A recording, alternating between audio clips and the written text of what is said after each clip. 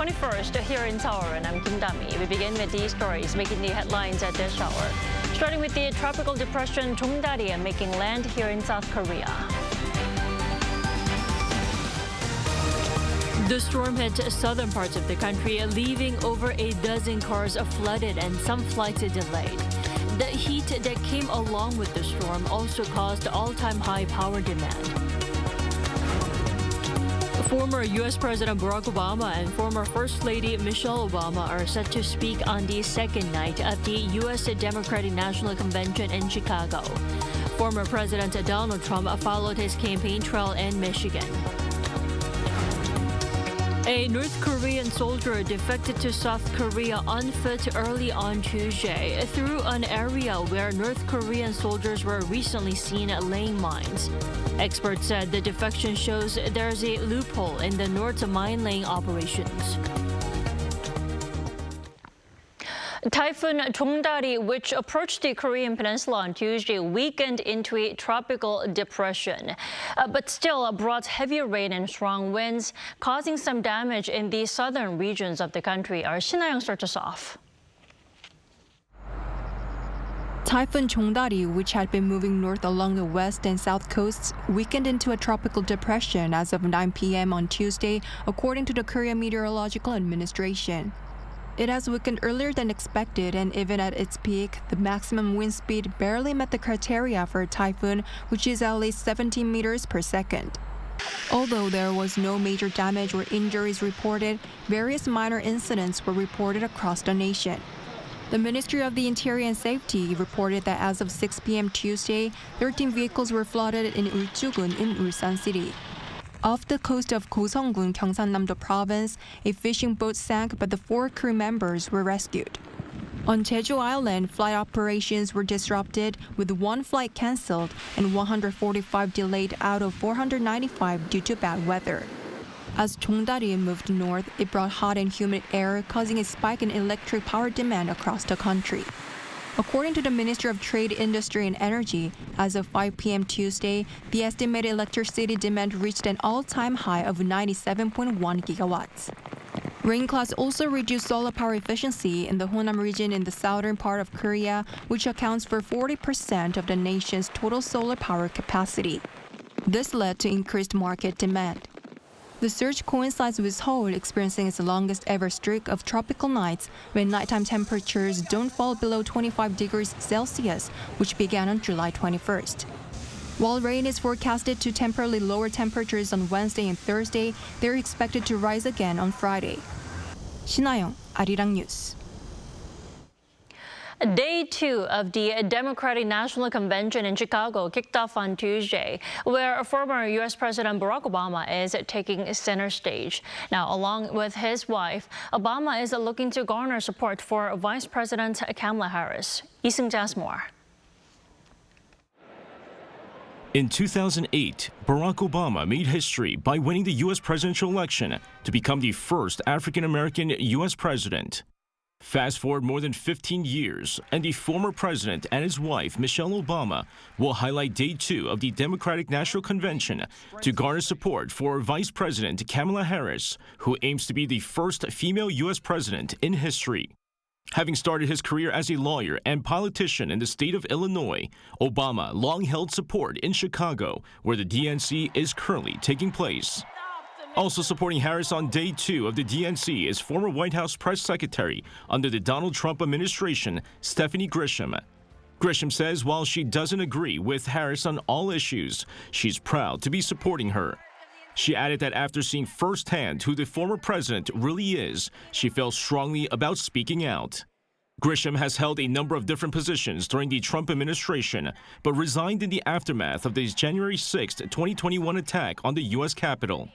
Several Republicans spoke out against Trump on Day 1 of the convention, with more expected to speak during the 4-day event. Meanwhile, former President Trump was criticized for his Tuesday rally in a Michigan town with historic links to white extremism.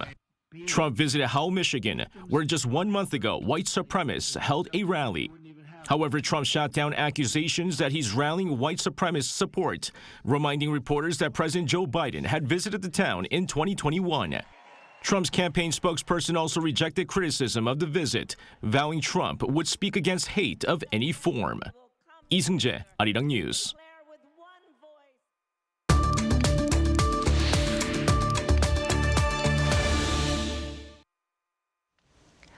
U.S. Secretary of State Antony Blinken's latest Israel trip turned out to be a half deal. Israel okaying a plan to break the ceasefire impasse, but Hamas criticizing such a plan. Now, what lies ahead for the Middle East now? For more, let's turn to Professor Robert Lawrence this morning. Thanks for joining us. Thank you for having me. So what happened is that Israeli Prime Minister Benjamin Netanyahu agreeing to the U.S.'s new bridging proposal, which reports say is a first time for Netanyahu. How much progress is this? Well, it is significant progress in that it gets Israel to the table, right? So this proposal endorsed by Egypt and Qatar was meant to bridge the gap between the positions of Israel and Hamas to secure a ceasefire. However, it isn't perfect, and Hamas is arguing that the proposal has a pro-Israel bias. It's saying that it deviated from previously agreed upon terms, and it gave in to too many Israeli demands. So hope of a ceasefire is preventing escalation by other regional actors, but it's really going to depend on if Qatar, Egypt, the U.S., and other international actors will be able to convince Hamas to buy in, despite this not being exactly what they want. So there's progress, yes, but there's a lot of work to do over the next few days in Cairo. To add more, Netanyahu is reportedly being two-faced in that although he's agreed to the proposal, he knows Hamas apparently won't accept the idea. Now, is Netanyahu being political here? What's his deal? Well, Netanyahu's in a pretty difficult political position right now, from all sides, to be honest. The U.S. has increased its pressure on Israel to make a deal because the U.S. doesn't want to see an escalation into a greater regional conflict, and it believes the ceasefire with Hamas will be the crucial card that can prevent that from happening. Additionally, there are U.S. electoral politics that are playing a crucial role here. Kamala Harris has made this a major talking point along the campaign trail. So domestically in Israel, he's facing a great deal of pressure from domestic rivals concerning his judicial reforms, the ongoing corruption trial, the security failure that allowed October 7th to happen. And I would argue, more importantly, the perception that he's refusing to make the hostages the top priority. This has led a lot of people in Israel to accuse him of prolonging the war to stay in power to avoid these inquiries and trials. So even on top of that, on top of his domestic foes, inside of his ruling coalition, the far-right members are also threatening to dissolve government if he's too lenient in the negotiations with Hamas. So Netanyahu is pretty busy trying to keep his head above water and keep the government intact. Well, Hamas is clearly not too fond of this ceasefire deal, saying they don't need new Gaza ceasefire negotiations. Instead, they're requesting that they need to agree on an implementation mechanism. Now, what do they mean by this implementation mechanism? Well, Hamas doesn't believe that any variation from the previously agreed upon arrangement is necessary. They want to implement what was already agreed upon. So in May 31st, President Joe Biden laid this some principles out in a White House speech, and Israel agreed to these principles.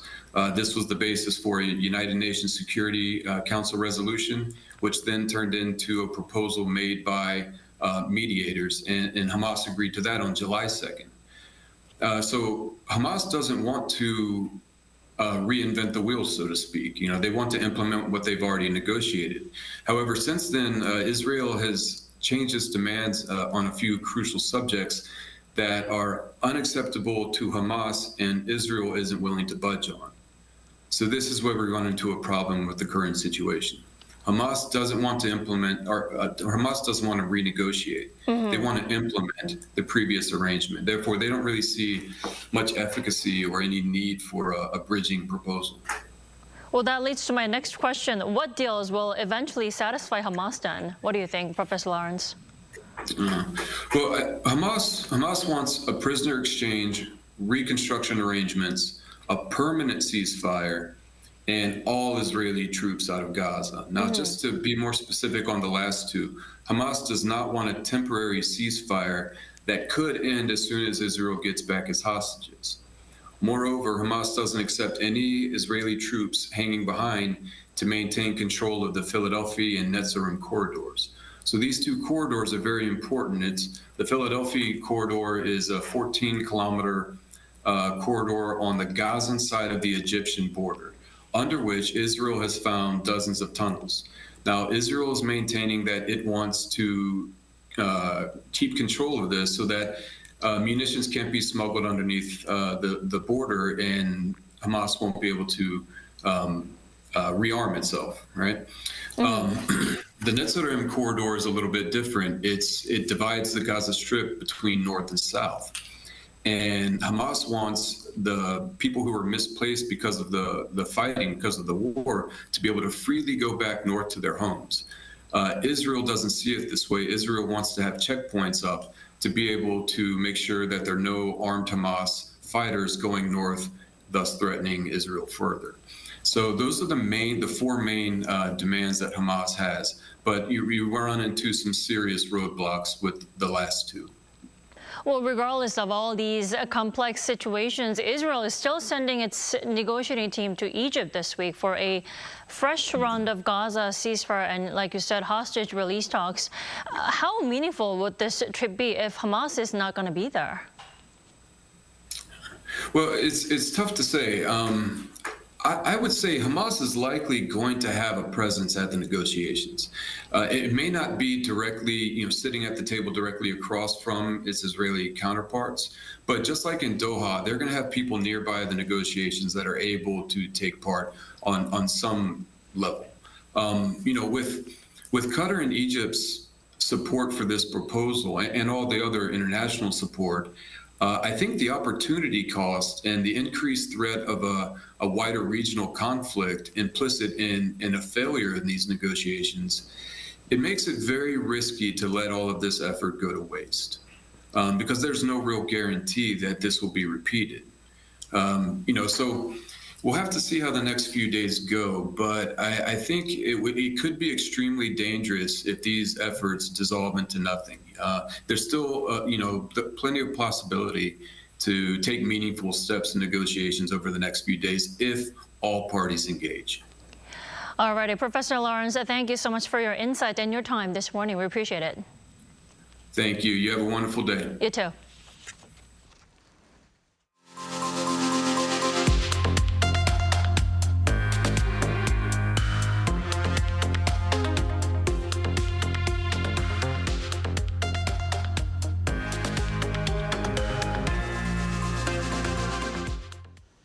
A North Korean soldier crossed the inter-Korean border on early Tuesday, expressing his will to defect to the south. Now, an expert says there may be a loophole in terms of where the crossing took place. Our defense correspondent Choi Min-jung reports. A North Korean soldier defected to South Korea on foot early on Tuesday. According to a South Korean military source, the soldier, who is reportedly a staff sergeant, crossed the military demarcation line in the northeastern county of Goseong-gun, Gangwon-do province. Wearing a military uniform, they are believed to have walked south using the road along the east coast. South Korea's military tracked and monitored the individual and conducted an operation to guide them into the south. The individual has been handed over to relevant authorities. The area where the crossover happened, Goseong, is close to where South Korea has been carrying out loudspeaker propaganda broadcasts in retaliation to North Korea's continued trash balloon deliveries.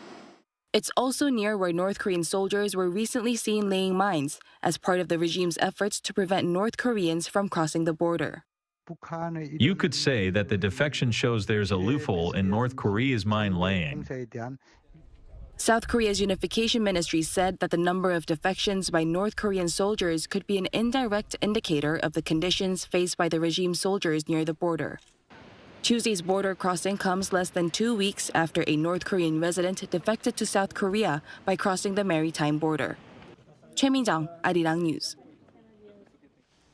Washington reaffirmed its stance that the ongoing Ulji Freedom Shield exercises are defensive in nature in response to claims from North Korea that the drills are a rehearsal for an invasion. According to Pentagon Press Secretary Pat Ryder on Tuesday, Pyongyang's criticism of the joint exercises is patently false, adding that there are opportunities for the allied forces to work together on interoperability and learn how to operate in dissimilar environments. South Korea and the U.S. kicked off the annual exercise on Monday, which will go on for 11 days. The drills include a computer simulation-based command post exercise, concurrent field training, and civil defense drills. President Yoon Suk-yeol may host Japanese Prime Minister Fumio Kishida early next month, according to Japanese outlet Kyodo News on Tuesday, citing Japanese diplomatic sources. This follows Kishida's surprise resignation last Wednesday, with Japan set to hold an internal election to choose its new prime minister at the end of September. In response to the report, the president's office did confirm Tokyo had shown interest in a visit even before Kishida announced he would be stepping down, that the two sides have been working on details, but nothing has been decided yet. It added that President Yoon is open to meeting Prime Minister Kishida at any time as part of diplomacy between South Korea and Japan for what will be the 10th meeting since Yoon's inauguration. The South Korean government and the ruling party announced their key direction for next year's budget proposal, which will include sharply increased support for small businesses and expanded benefits for families with more than one child. Our Song Yujin has the details. The government and ruling party will focus the 2025 budget on supporting vulnerable groups, boosting economic vitality, and preparing for the future. As household finances are tight and domestic economic challenges are expected to persist, various physical and financial policy measures need to follow to address these issues. During a meeting at the National Assembly on Tuesday, senior government officials and the People Power Party agreed to issue a record 5.5 trillion Korean won, or around $4 billion in gift certificates, offering discounts for goods at traditional markets to support small business owners. We decided to reduce the number of restricted business types eligible for the coupons from the current 40 to 28. To address the country's low birth rate and aging population, benefits for households with 2 or more children will be expanded. This includes increasing the subsidy for buying electric vehicles to up to 6 million won, or $4,500, which is double the current amount. Also, for families with 3 or more children, the discount rate on public transportation passes will be increased up to 50%. In response to growing safety concerns about electric vehicle batteries following recent EV fires, the two sides also agreed to deploy 90,000 EV chargers with fire prevention features and allocate extra funds for purchasing unmanned water cannons and other firefighting equipment. The PPP emphasized that the budget for next year aims to maintain sound financial management while also improving welfare for the socially vulnerable. The government plans to submit the final bill to the National Assembly on September 2nd. 송유진, Arirang News.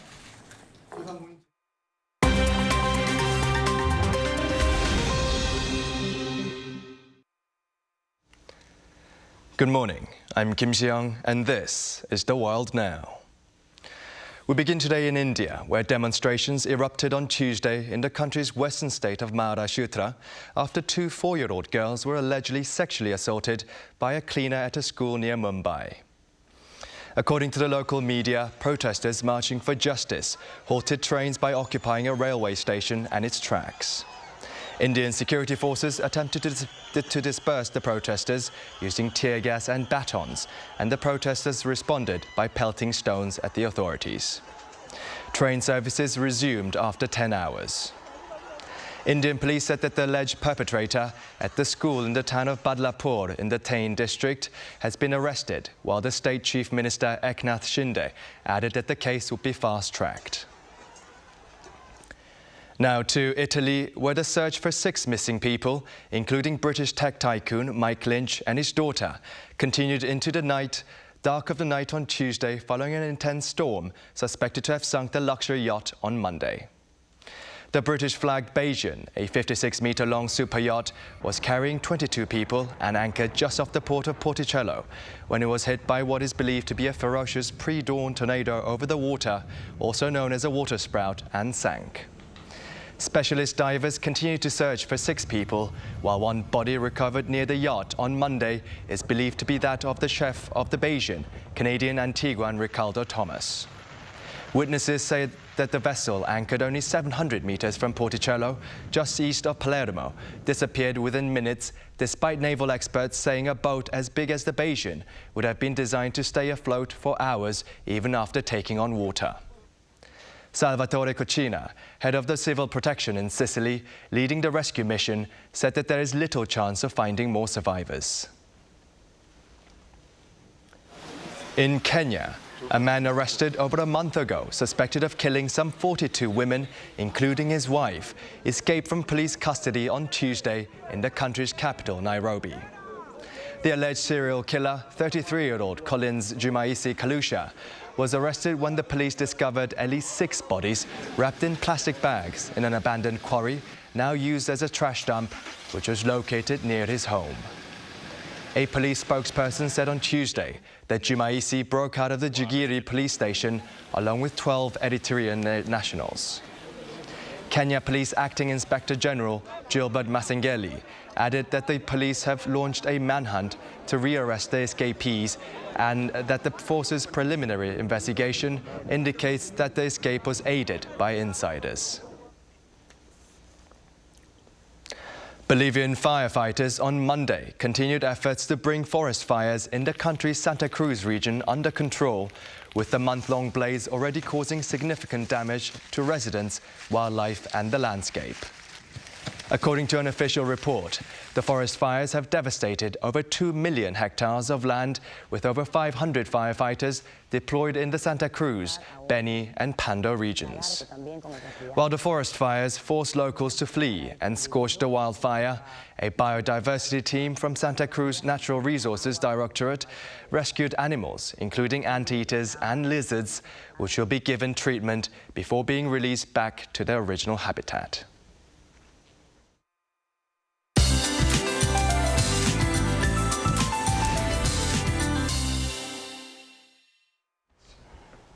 Good morning. Heavy rain has been lashing down in central regions, causing headaches for morning commuters.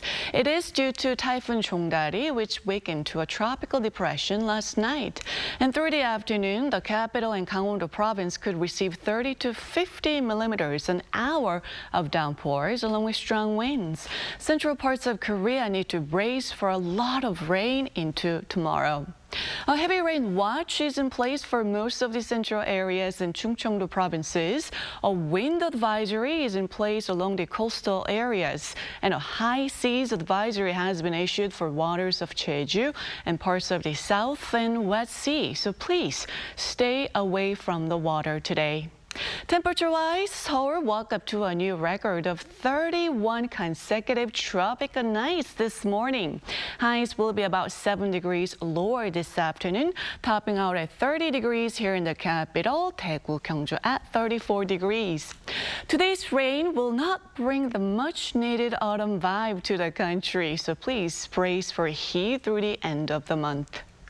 That's Korea for you, and here's a look at the international weather conditions.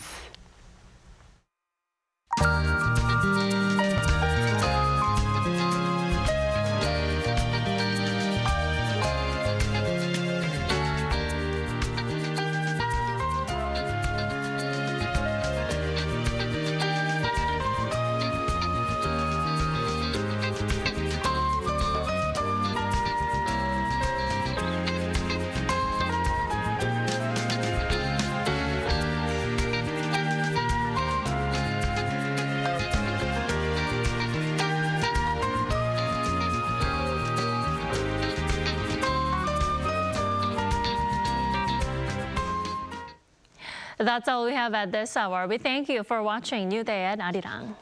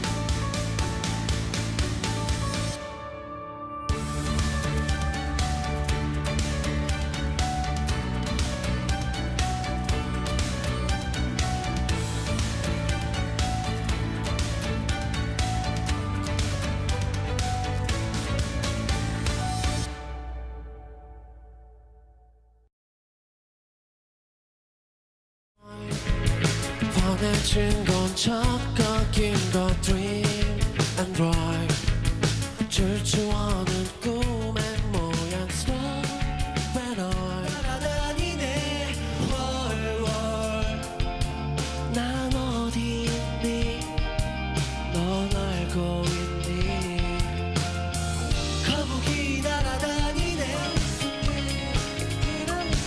마치롱 달콤한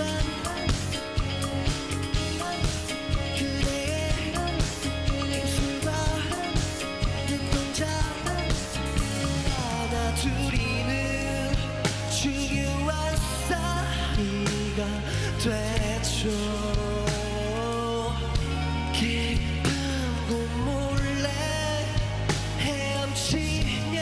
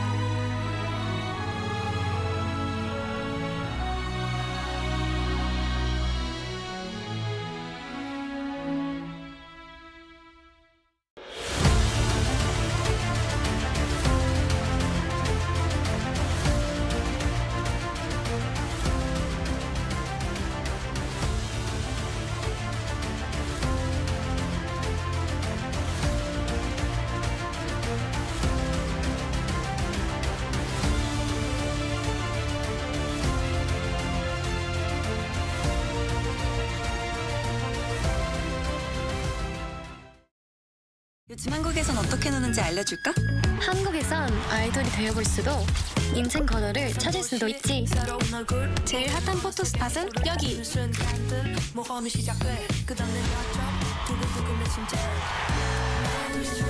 한국은 분명 너에게 새로운 영감을 줄 거야.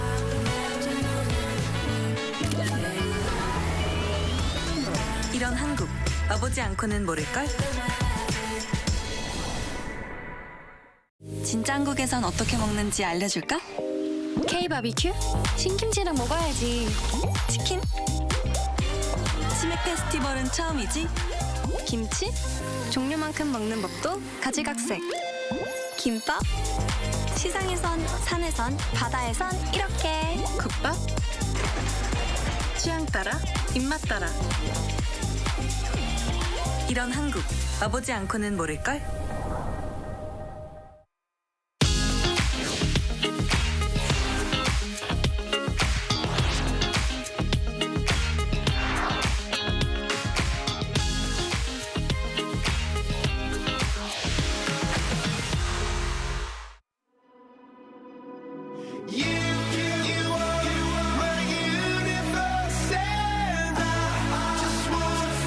We're here to bring you new Typhoon news show.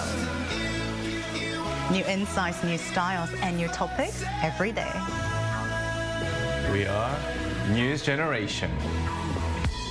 Bring news just for you. It's Wednesday, August 21st here in Seoul. I'm Song Yujin, and you're watching News Generation. Today, we're joined by Kishida. Happy Wednesday, everyone. Happy Wednesday. And Park Ki-hoon. Thank you for having me. Lovely to have you. Now, both are here to speak on behalf of those in their 20s and 30s.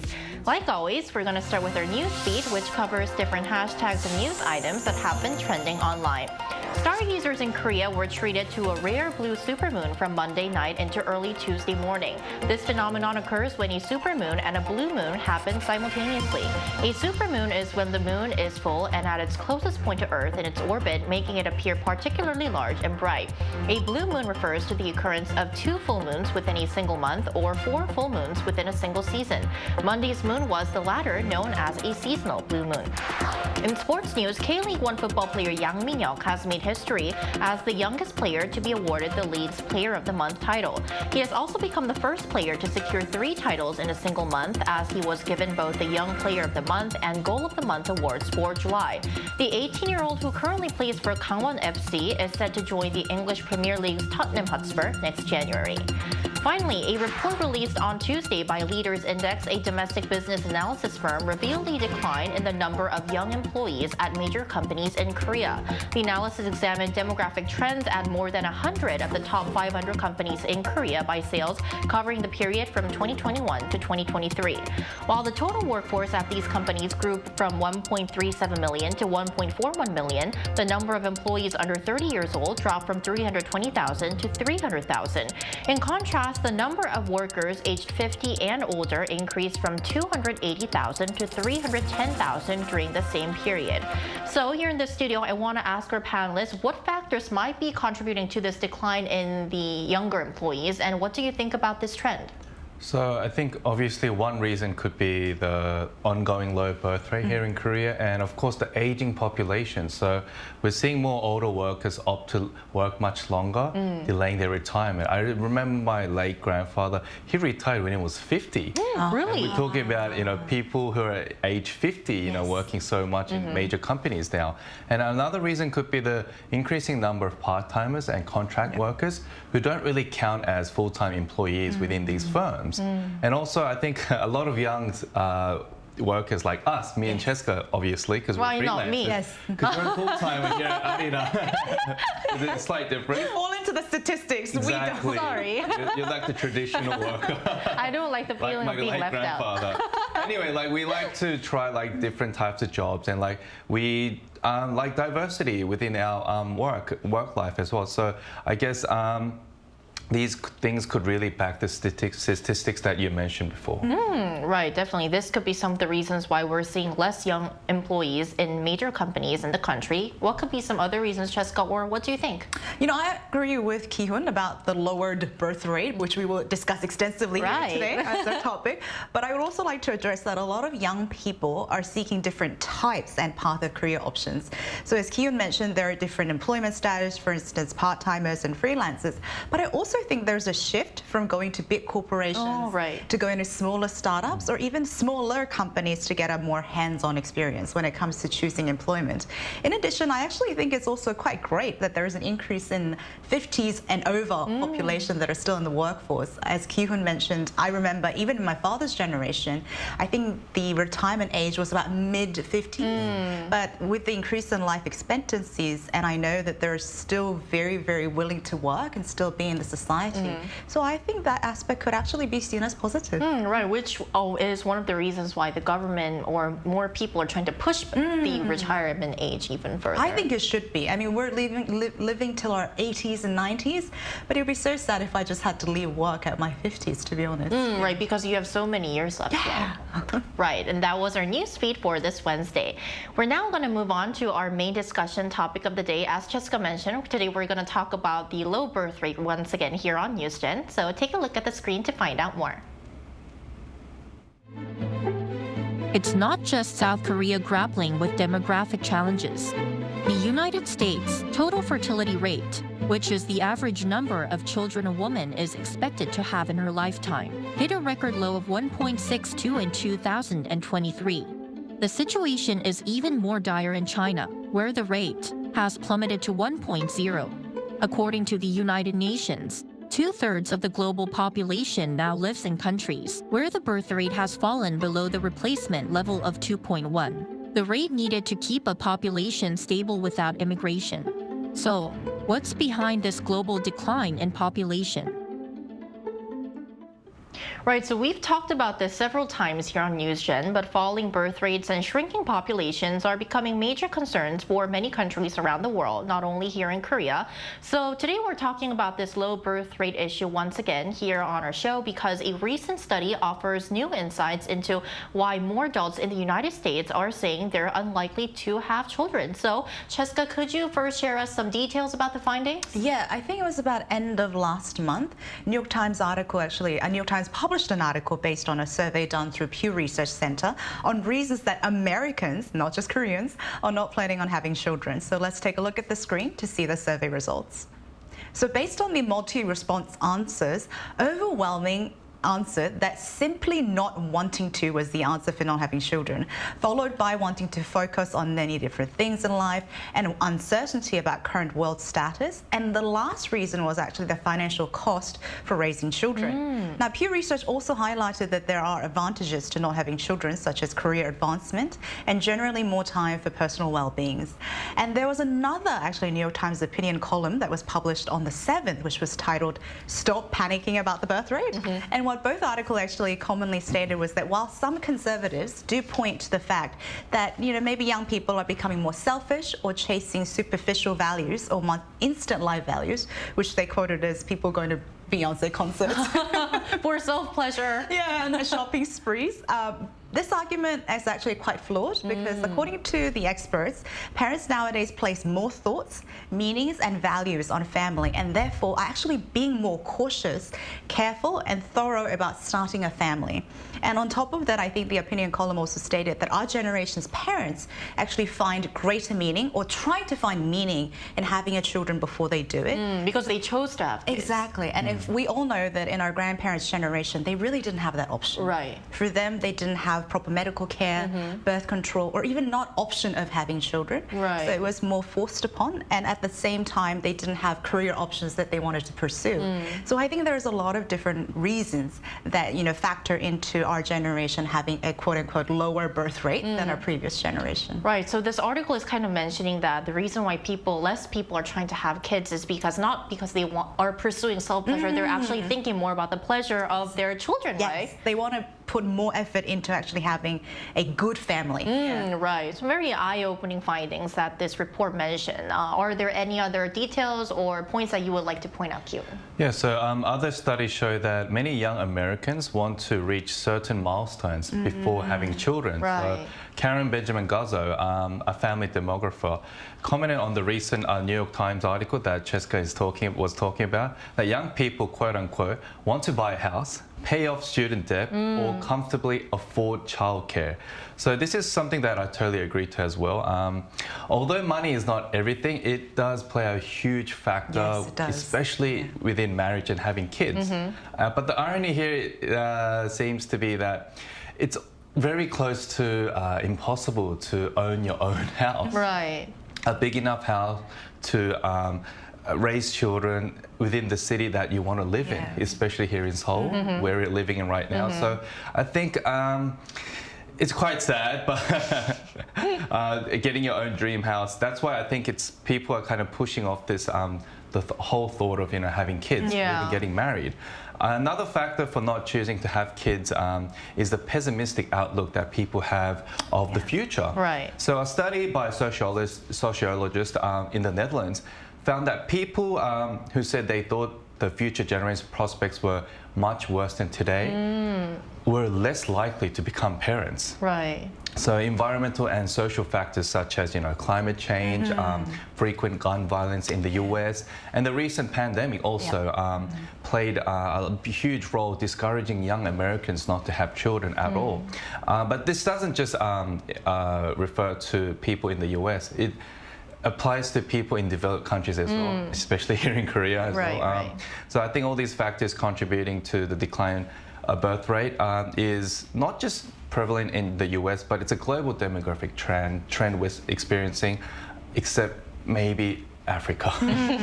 Right, so talking about how this falling birth rate is a prevalent trend in other parts of the world, to find out more, we also asked our viewers about birth rate trends in their countries, and here's what 3 of them had to say.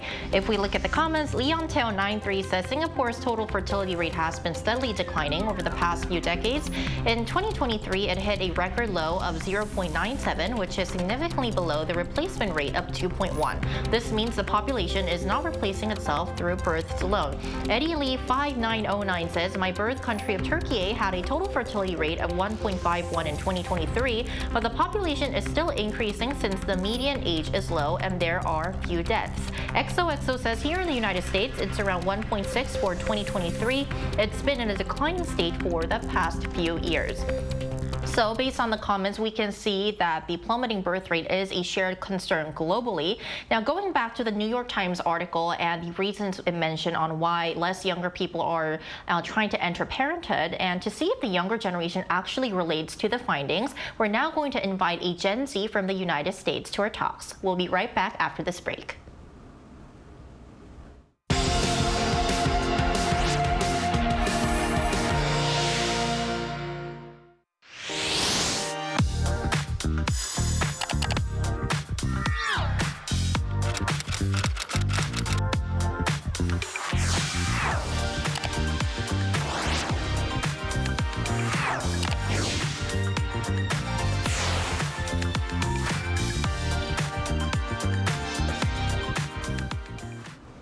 So today we're joined by Brittany Schmidt, a Gen Z from the United States. Welcome, Brittany, to the show.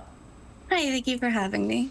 Lovely to have you. So our first question for you is, Brittany, are you seeing a noticeable decline in the desire to have children in where you're living, which is the United States? Yes, there's definitely been a noticeable decline.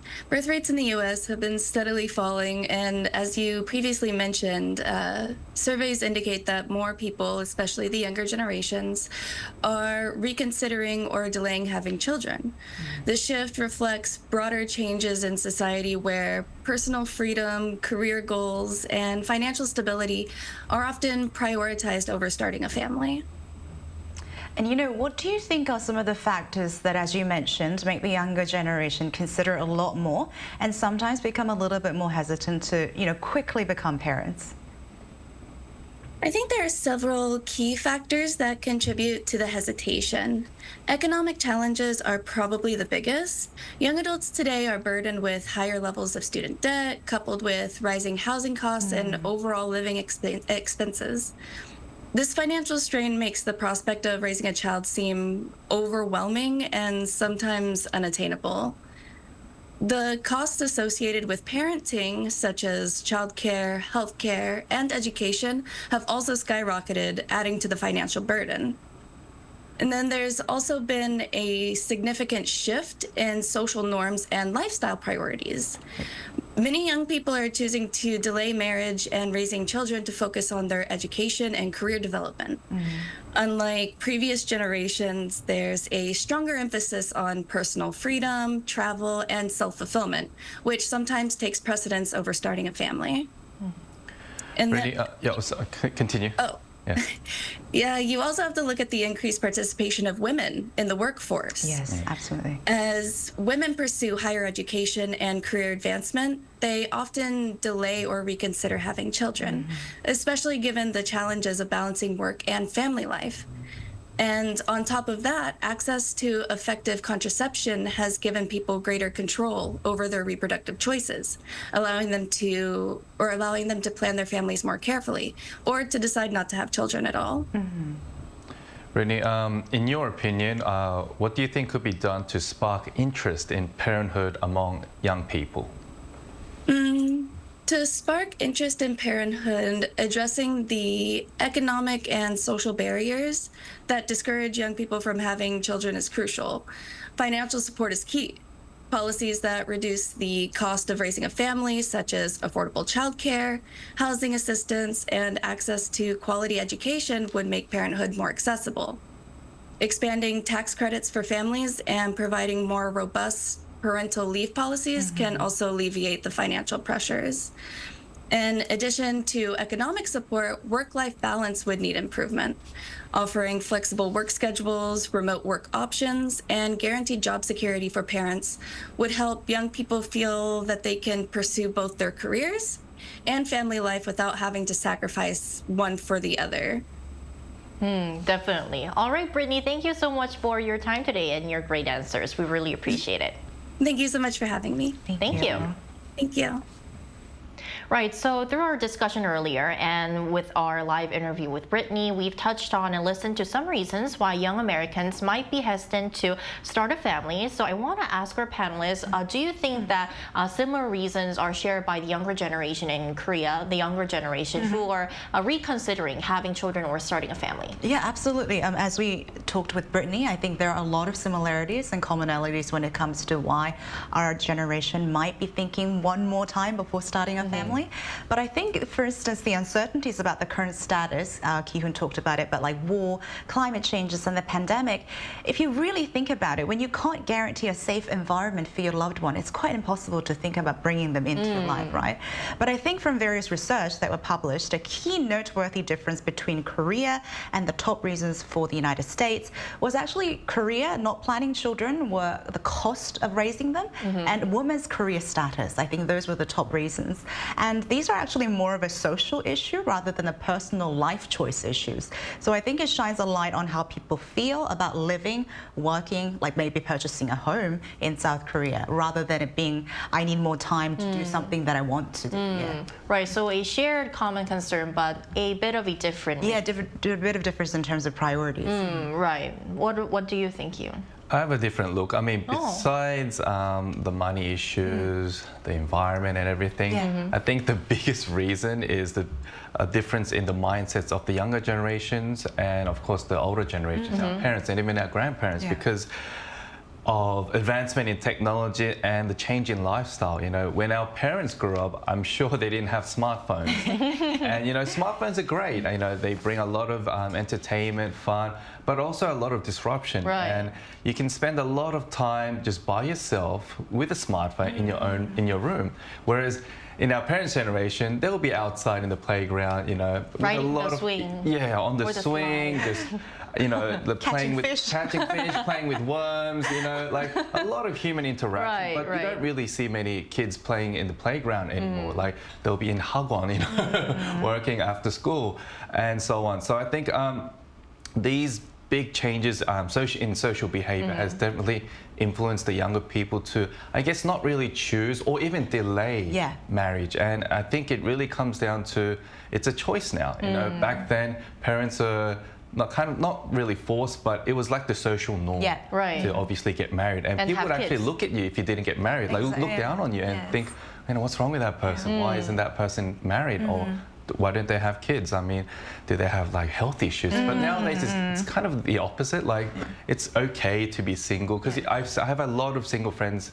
But on the other hand, I have a lot of friends who are married and who have kids. So I think it's all about which way you look at it.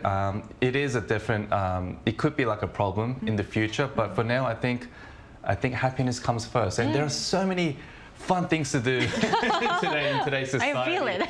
Besides getting married and having kids, you know. So, you know what? I think it really comes down to your personal choice. Right, it really depends on your personal choice. Now, talking about personal choices, I think I asked this to all of our panelists who are on for our low birth rate issue, but based on our discussion today, or just briefly, do you have plans to have your own children in the future?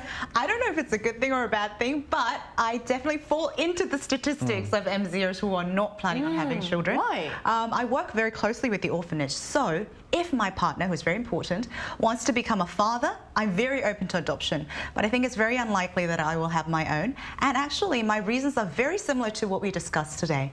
I don't feel completely safe or assured about our current status. I love my career, and I don't know if I'll be able to fully devote to my family.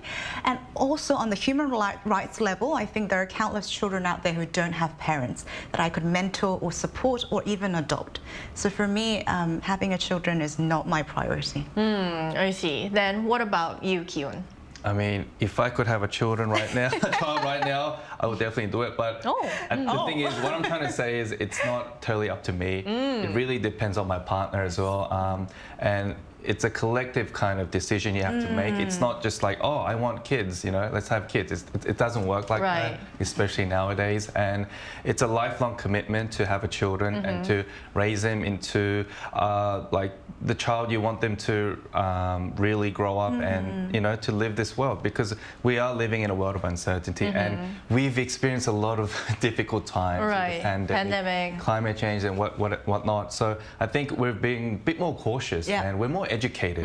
So we know that we don't want our children to go through all the hardships that we have gone through. It's very different to our parents' generation. So I really think to have a child as a blessing, you need to be a bit more thoughtful of having a child and really talk it out with your significant other first and be a bit more prepared both mentally and of course financially. So that's why I think it takes a longer time for the younger generation to actually choose to have kids. But I think a lot of people do end up having kids, but it's just much later. So there's no need to rush. Right, because as you mentioned, it comes with great responsibility, commitment, and we all just want the best for our child who's not been born yet, but you don't know.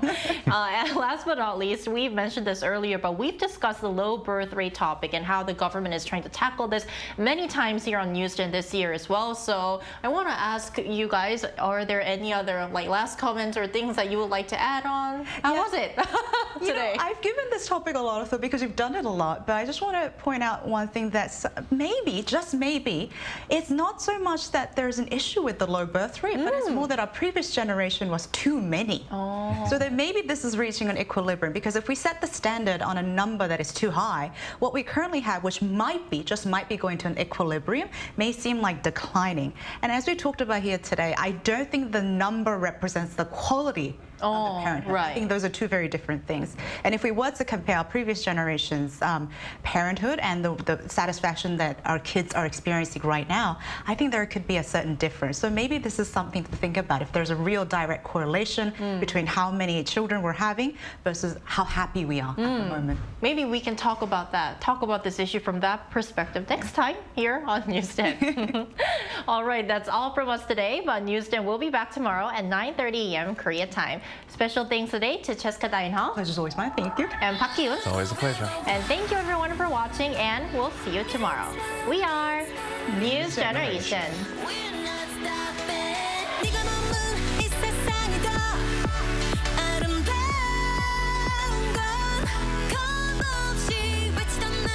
요즘 한국에선 어떻게 노는지 알려줄까? 한국에선 아이돌이 되어볼 수도, 인생 번호를 찾을 수도 있지. 제일 핫한 포토 스팟은 여기.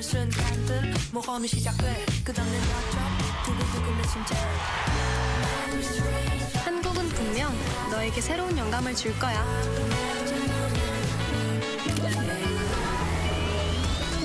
이런 한국, 와보지 않고는 모를걸?